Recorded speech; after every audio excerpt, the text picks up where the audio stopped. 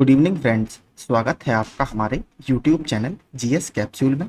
I hope आप सभी लोग अच्छे होंगे। फ्रेंड्स, अगर आप रेगुलर करंट अफेयर्स चाहते हैं तो प्लीज़ आप हमारे चैनल को सब्सक्राइब कर लीजिएगा। यहाँ पर आपको डेली करंट अफेयर्स के फ्री पीडीएफ और वीडियोस मिलते रहेंगे। तो इस वीडियो में हम 13 और 14 मई के करंट अफेयर्स की बात करेंगे। मैं थोड़ा लेट हो गया, वरना डेली मैं मॉर्निंग में डाल देता हूँ। चलिए शुरू करते हैं।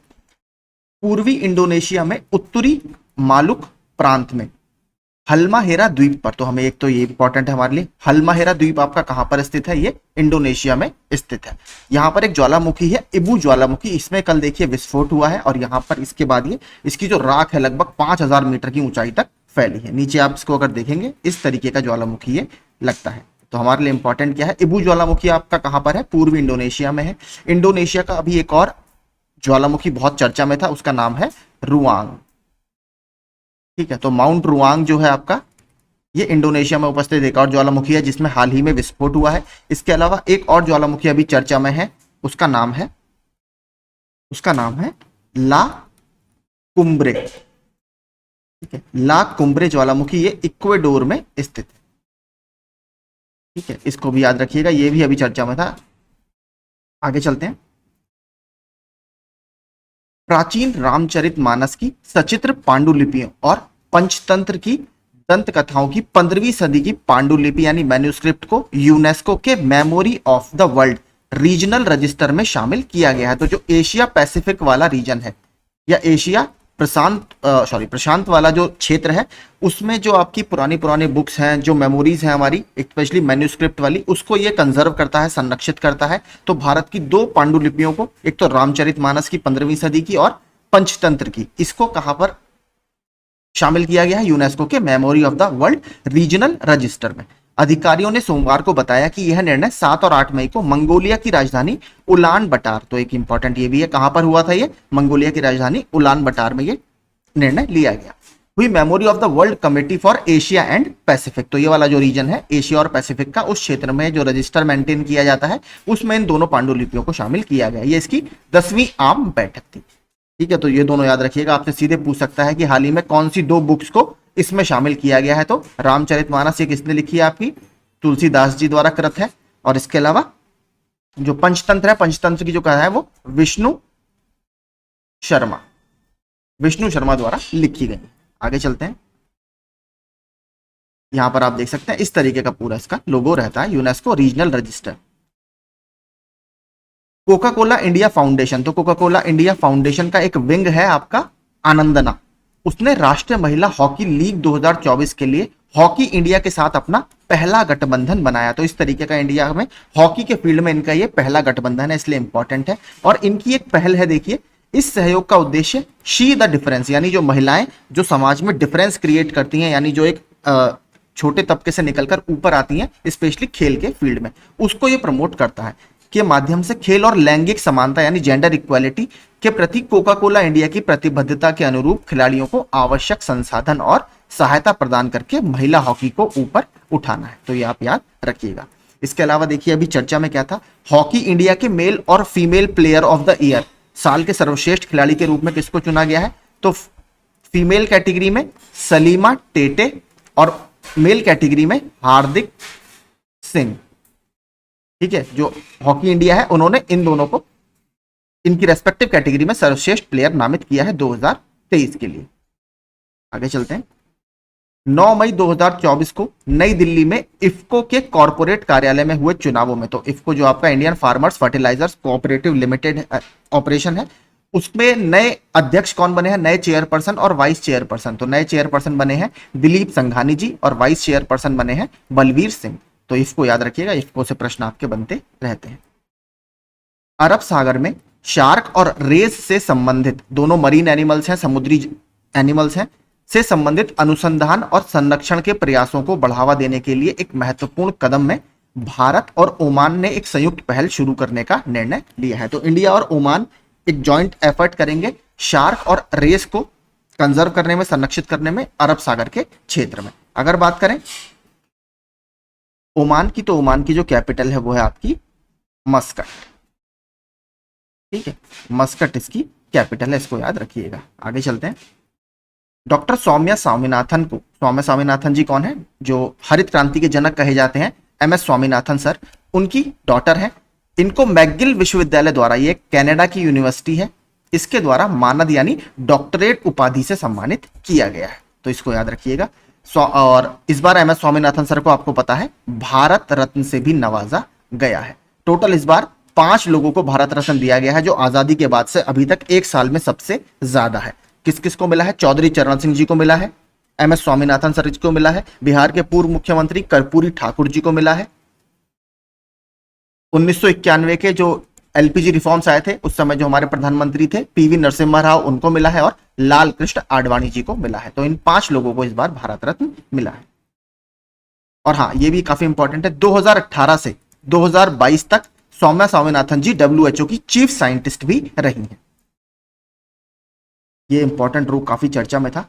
कावासाकी रोग या कावासाकी डिजीज से पीड़ित 2 बच्चियों को कोयम्बटूर मेडिकल कॉलेज में सफलतापूर्वक उनका इलाज किया गया। तो देखिए काफी ज्यादा रेयर ये डिजीज मानी जाती है, बहुत ज्यादा कॉमन नहीं है इंडिया में, और ये एक हार्ट डिजीज है, बेसिकली हृदय रोग है। कावासाकी रोग एक दुर्लभ हृदय रोग है जो मुख्य रूप से 5 वर्ष से कम उम्र के बच्चों को प्रभावित करता है, जिसमें तेज बुखार, रक्त वाहिकाओं में यानी जो आपका ब्लड कैरी करती है बॉडी के अंदर, उसमें सूजन आने लगती है। ठीक है, और इसमें देखिए आपके बॉडी पर लाल लाल चकते भी पड़ जाते हैं, जीभ भी आपकी बहुत लाल हो जाती है। इसके अलावा जो आईज का, आपका आंखों का जो व्हाइट वाला पोर्शन होता है, उसमें भी रेडनेस आने लगती है। नीचे एक मैंने फोटो दिखाया जिसमें आपको सिम्टम्स दिख जाएंगे। ठीक है, ये है देखिए कावासाकी डिजीज। इस तरीके के बॉडी में चकते, उंगलियों की टिप्स पर रेडनेस, जीभ ऐसी लाल हो जाती है और आंखें भी इस तरीके से लाल होने लगती हैं। तो आपके लिए इंपॉर्टेंट क्या है, ये एक हार्ट डिजीज है, क्योंकि प्रश्न पूछेगा तो आपसे यही पूछेगा कि जो कावासाकी डिजीज है उससे बॉडी का कौन सा अंग प्रभावित होता है। तो हृदय से संबंधित एक वैसे बीमारी है। 1965 से स्वशासित कुक आइलैंड का लक्ष्य इलेक्ट्रिक कार बैटरियों के लिए अपने समुद्र तल से खनिजों का खनन करना है। तो देखिए ये एक आइलैंडिक नेशन है, पैसिफिक ओशन में पड़ता है, दक्षिणी प्रशांत महासागर में पड़ता है। और आपको पता है जो सी बेड होते हैं, ठीक है, जो समुद्र तट होते हैं, समुद्री जो फ्लोर होता है, उसमें बहुत सारे हमें पॉलीमेटेलिक नोड्यूल्स, ठीक है, मेटेलिक कई सारे मेटल्स हमें यहाँ पर देखने के लिए मिलते हैं। और जो इलेक्ट्रिक कार बैटरीज हैं, आपको पता है लगातार अब सब लोग जो फॉसिल फ्यूल या ईंधन से चलने वाली कार हैं उससे शिफ्ट कर कर इलेक्ट्रिक कार्स की तरफ जा रहे हैं। तो उसमें बैटरी वगैरह बनाने में या जो उसके इक्विपमेंट्स होते हैं उसको बनाने में हमें मेटल्स वगैरह का यूज चाहिए होता है, जो आपको समुद्री फ्लोर से मिल सकते हैं। तो कुक आइलैंड इस क्षेत्र में टारगेट कर रहा है। और इसकी बारे में अगर बात करें, कुक आइलैंड दक्षिणी प्रशांत महासागर में न्यूजीलैंड से लगभग 2900 किलोमीटर उत्तर पूर्व और हवाई, जो कि अमेरिका का एक एरिया है, वहां से 4500 किलोमीटर दक्षिण में स्थित है। यहां पर मैंने डाला है, ये देखेंगे आप, न्यूजीलैंड से ये नॉर्थ ईस्ट में पड़ता है कुक आइलैंड। ठीक है, तो इसको याद रखिएगा, ये अभी बैटरी के क्षेत्र में काम करने की कोशिश कर रहा है। अदन की खाड़ी में समुद्री डाकुओं के हालिया हमले से चिंता फैल गई है। तो गल्फ ऑफ अडन जो है, यहां पर अभी जो पायरेट्स हैं उन्होंने शिप्स वगैरह पर अटैक किया। अडन जो है देखिए बता देता हूं, एडन ये एक पोर्ट है, कहां पर? यमन में। ठीक है, यमन जो देश है वहां पर एक पोर्ट है, उसी के नाम पर इसका नाम गल्फ ऑफ अडन या अडन की खाड़ी रखा गया है। यह खाड़ी लाल सागर और अरब सागर को जोड़ने वाले एक महत्वपूर्ण समुद्री गलियारे के रूप में कार्य करती है। इसको रट लीजिए क्योंकि यह प्रश्न पूछता रहता है कि गल्फ ऑफ अडन कौन सी 2 वाटर बॉडीज को जोड़ती है। तो अरब सागर को और लाल सागर को जोड़ती है। यमन के अदन बंदरगाह के नाम पर यह दक्षिण में सोमालिया, उत्तर में यमन और पूर्व में अरब सागर तथा पश्चिम में जिबूती से लगती है। नीचे पूरा मैप डाला है, वहां से आपको बेहतर समझ में आएगा। यह देखिए आपका गल्फ ऑफ अडन, ये आपका यमन देश है। यहां पर इसकी जो पोर्ट है, एक बंदरगाह है अदन, उसके नाम पर इसका नाम रखा गया है। ये सोमालिया है इसके दक्षिण में, यहां पर जिबूती है, ये है आपका रेड सी और ये है अरेबियन सी, इन दोनों को ये जोड़ती है। तो इसको याद रखिएगा। यमन की जो कैपिटल है वो है आपकी सना। यमन में एक बहुत फेमस मिलिटेंट ग्रुप है, विद्रोही समूह है, जिसका नाम क्या है? इसका नाम है हाउथीज। ठीक है, हाउथी जो विद्रोही समूह है ये आपका यमन का है। इसको याद रखिएगा, बहुत इंपॉर्टेंट है क्योंकि आपसे देश पूछ लेता है कि किस देश में कौन सा ग्रुप ऑपरेट करता है। गाजा में क्या करता है ऑपरेट? गाजा में हमास है। लेबनान में क्या है? लेबनान में है हिजबुल्लाह। नाइजीरिया में कौन सा है? बोको हरम। और इराक में और सीरिया में ISIS, Islamic state of Iraq and Syria. तो ये सब अलग अलग देशों में ऑपरेट करते हैं। आगे चलते हैं। वेनेजुएला ने अपने सभी ग्लेशियर खो दिए हैं। हम्बोल्ट ग्लेशियर, इसको देखिए ला कोरोना ग्लेशियर के नाम से भी जाना जाता है, यह गायब होने वाला आखिरी ग्लेशियर है। देखिए ये पहला आधुनिक भारत का आधुनिक विश्व का देश बन गया है जिसने अपने सारे ग्लेशियर क्लाइमेट चेंज या जलवायु परिवर्तन के कारण खो दिए हैं।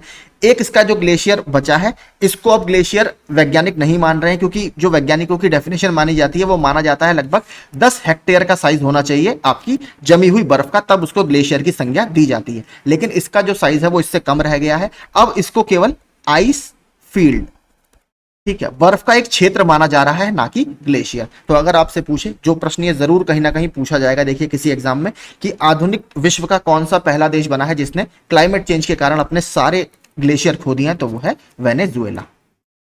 नीचे थोड़ा सा और इसके बारे में पढ़ते हैं। इंटरनेशनल क्रायोस्फीयर क्लाइमेट इनिशिएटिव इसे ग्लेशियर के रूप में वर्गीकृत करने के लिए बहुत छोटा घोषित करता है। किसको? ला कोरोना या हम्बोल्ट ग्लेशियर को। इसे अब केवल आइस फील्ड या बर्फ का क्षेत्र कहा जा रहा है। देखिए वैसे तो जो मैंने 10 हेक्टेयर बताया कोई भी डेफिनेशन स्पेसिफिक नहीं है, लेकिन जो अमेरिका का भूवैज्ञानिक सर्वेक्षण ग्लेशियर है वो बताता है कि लगभग 10 हेक्टेयर आपका साइज होना चाहिए, तब आपको ग्लेशियर माना जाएगा। तो एक इंटरनेशनल नॉर्म माना जाता है, लगभग इसी को मान लिया जाता है। ठीक है, तो याद रखिएगा वेनेजुएला इंपॉर्टेंट है। वेनेजुएला अगर देखेंगे तो कोलंबिया से बॉर्डर करता है, ब्राजील से बॉर्डर करता है और गुयाना से बॉर्डर करता है। साउथ अमेरिका में ये पड़ता है और कराकास अगर आप देखेंगे तो इसकी ये राजधानी है। भारत और मोल्दोवा ने एक समझौते पर हस्ताक्षर किए जिसमें किसी भी देश के राजनयिक और आधिकारिक पासपोर्ट धारकों को वीजा की आवश्यकता के बिना दूसरे देश की यात्रा करने की अनुमति मिलेगी। तो वीजा फ्री ट्रैवल के लिए इंडिया और मोल्दोवा ने अभी टाई अप किया है। मोल्दोवा की अगर बात करें तो इसकी जो राजधानी है चिसिनाउ है और इसकी मुद्रा है मोल्दोवन लियू। ठीक है, मोल्दोवन लियू, मैंने मैप भी डाला है, आपको ज्यादा बेहतर समझ में आएगा। यहां पर अगर आप देखेंगे तो इसके एक तरफ रोमानिया पड़ता है, एक तरफ ये यूक्रेन से घिरा हुआ है। तो लैंड लॉक्ड कंट्री है, यानी चारों तरफ से भूमि से घिरा हुआ देश है, कोई भी इसका बॉर्डर समुद्र को टच नहीं करता। आगे चलते हैं। भारत और फ्रांसीसी सेनाओं के बीच एक संयुक्त सैन्य अभ्यास शक्ति, तो ये इंपॉर्टेंट है। शक्ति सैन्य अभ्यास कौन से दो देशों के बीच में होता है? ये इंडिया और फ्रांस के बीच में होता है और ये 13 से 26 मई तक उमरोई मेघालय में भारतीय सेना के प्रशिक्षण नोड में आयोजित किया जाएगा। इसके अलावा कुछ और जो अभी हमारे व्यायाम चर्चा में रहे हैं वो देख लेते हैं। भारतीय नौसेना द्वारा पूर्वी लहर अभ्यास, तो ये इंडिया के ईस्ट कोस्ट पर किया गया था। इंडिया और उज्बेकिस्तान के बीच संयुक्त सैन्य अभ्यास डस्ट क्लिक का 5वां संस्करण, ये टर्मेज उज्बेकिस्तान में हुआ था। इसी दौरान उज्बेकिस्तान में एक आईटी लैब भी हमने इनॉग्रेट की थी। तटीय सुरक्षा अभ्यास या कोस्टल सिक्योरिटी एक्सरसाइज, ये लक्षद्वीप समूह में आयोजित किया गया था। भारत, मोजाम्बिक और तंजानिया, इसको देखिए आईएमटी बोला जा रहा है, आईएमटी ट्राइलेटरल एक्सरसाइज। तो इंडिया, मोजाम्बिक और तंजानिया, ये मोजाम्बिक का एक शहर है नकाला, वहां पर आयोजित किया गया। भारत और अमेरिका के बीच टाइगर ट्रायम्फ 2024, ये ईस्ट कोस्ट पर ऑर्गेनाइज किया गया था। और इंडिया और सेशल्स के बीच में 10th एडिशन था इसका। एक्सरसाइज का नाम है लामित्य, ये सेशल्स में आयोजित किया गया। हाल ही में एक वरिष्ठ वन अधिकारी ने कहा है कि महाराष्ट्र के पेंच टाइगर रिजर्व में पहली बार एक तेंदुआ बिल्ली या लेपर्ड कैट देखी गई है। तो महाराष्ट्र का जो पेंच टाइगर रिजर्व है ये एमपी और महाराष्ट्र के बॉर्डर में पड़ता है। और रुडयार्ड किपलिंग की एक देखिए बुक है जंगल बुक, ठीक है, जंगल बुक जो है वो इसी जंगल की कहानी को बताती है। इसके बारे में कुछ देख लेते हैं। यह मध्य प्रदेश में सिवनी और छिंदवाड़ा जिलों में सतपुड़ा पहाड़ियों के दक्षिणी छोर पर स्थित है और महाराष्ट्र में अगर आप देखेंगे तो नागपुर जिले के एक अलग अभ्यारण्य के रूप में ये जारी है। तो इन दोनों क्षेत्रों को मिलकर ये पूरा टाइगर रिजर्व बना है। इसका नाम देखिए, जो यहां से एक नदी बहती है पेंच नदी, उसके नाम पर इसका नाम रखा गया है। और इसमें देखिए इंदिरा गांधी नेशनल पार्क, पेंच मोगली अभ्यारण्य और एक बफर जोन शामिल है। इन सभी को मिलकर ये पूरा बनता है। पेंच टाइगर रिजर्व का क्षेत्र और आसपास का क्षेत्र रुडयार्ड किपलिंग की प्रसिद्ध जंगल बुक की वास्तविक कहानी वाला क्षेत्र है। तो यहीं पर वो कहानी उन्होंने बताई है पूरी। गृह मंत्रालय हाल ही में अरुणाचल प्रदेश, उत्तराखंड और सिक्किम में वाइब्रेंट विलेज प्रोग्राम, बहुत इंपॉर्टेंट है, में 113 सड़क प्रोजेक्ट्स को इन्होंने मंजूरी दी है। इसके बारे में अगर बात करें, यह एक केंद्र प्रायोजित यानी सेंट्रली स्पॉन्सर्ड स्कीम है जो 2022-23 से 2025-26 तक लागू की गई है। इसका मुख्य उद्देश्य देखिए क्या है, उत्तरी सीमा पर गांवों और ब्लॉकों का व्यापक विकास, जिससे चिन्हित सीमावर्ती गांवों में रहने वाले लोगों के जीवन की गुणवत्ता में यानी क्वालिटी ऑफ लाइफ में सुधार होगा। तो स्पेशली ये कि सोशियो डेवलपमेंट की स्कीम है जो आपके बॉर्डर में जितने भी विलेजेस हैं और ब्लॉक्स हैं उसमें कनेक्टिविटी को बढ़िया बनाना, कम्युनिकेशन को अच्छा करना, यानी आपने नाम में ही है वाइब्रेंट विलेज, यानी एक जीवंत विलेज प्रोग्राम है।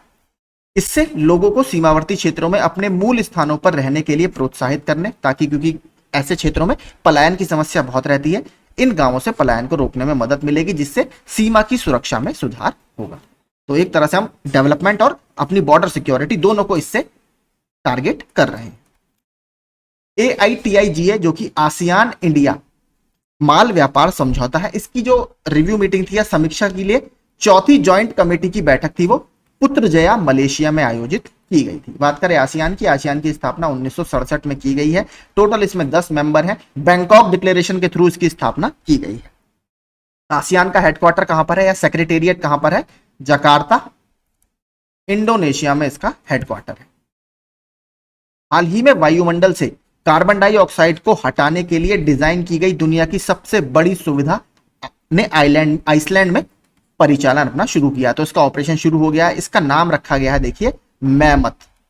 मैमथ का मतलब ही होता है आपका विशाल या विशाल काय।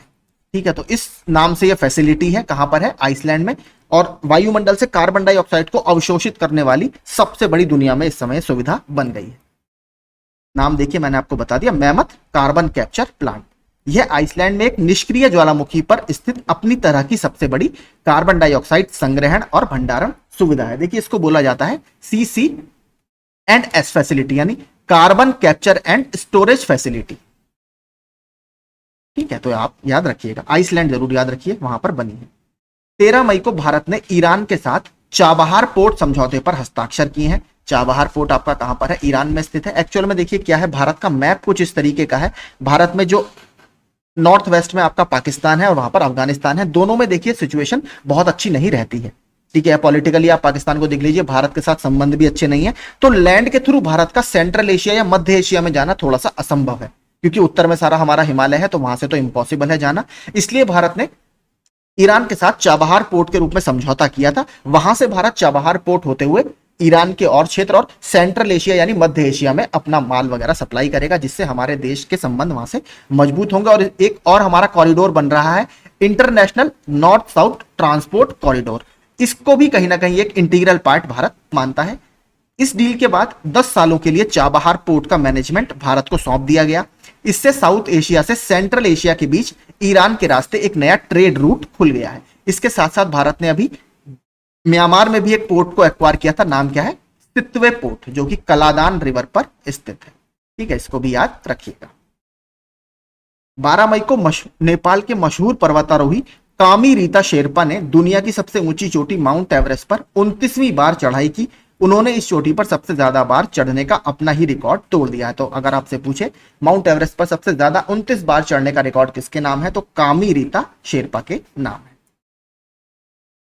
11 मई को मेघालय सुरक्षा आयोग ने IPS की वरिष्ठ अधिकारी इदाशीशा नोंगरांग मेघालय की पहली डिप्टी जनरल ऑफ पुलिस यानी DGP नियुक्त किया है। तो बहुत इंपॉर्टेंट है, देखिए DGP इनको बनाया गया है इदाशीशा नोंगरांग को, और मेघालय की पहली इस पद पर पहुंचने वाली ये महिला है। तो इसको आप याद रखिएगा।